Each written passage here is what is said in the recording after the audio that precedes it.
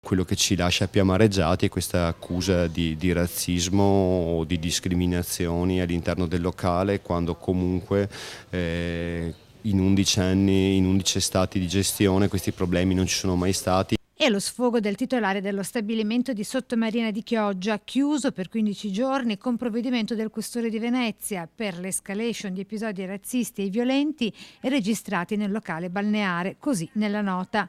Noi non siamo razzisti, dice oggi, respingendo ogni accusa di intolleranza razziale nei confronti del ventenne di Adria di origine etiope, il titolare dello stabilimento. Anzi, tutt'altro, abbiamo collaboratori e clienti di tutte le etnie e di certo non è il colore della pelle o una nazionalità che fa la differenza. Noi guardiamo semplicemente l'educazione delle persone e i comportamenti all'interno del locale.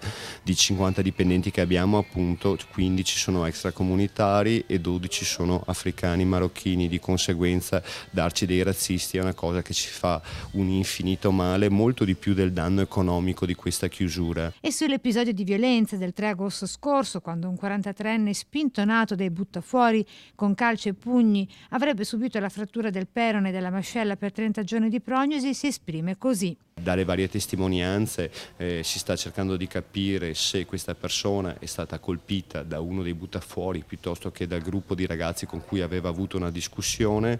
Quello che abbiamo potuto fare noi era renderci più collaborativi possibili con il commissariato, fornendo le immagini delle nostre telecamere, le testimonianze di chi era lì in zona, dando i nominativi di tutti i buttafuori. La nostra premura davanti a questo episodio è stato invece di accorrere subito fuori col nostro punto di primo soccorso, che è sempre presente durante ogni evento all'interno del Caio Blanco, a soccorrere questa persona fino all'arrivo dell'autoambulanza. Oggi vediamo dal provvedimento che tra le altre cose questa persona comunque era pregiudicata con innumerevoli reati di offesa pubblico ufficiale, aggressioni, risse, danni pubblici.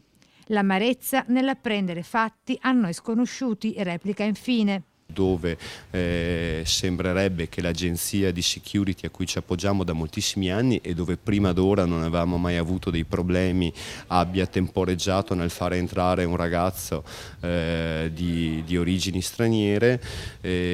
Sinceramente io ho appreso questa cosa in un secondo momento e rimango stupefatto, anche perché comunque quella sera durante l'evento avevamo appunto all'interno avventori di tutte le etnie, perché appunto non è per noi assolutamente, anzi, un problema, ma tutt'altro.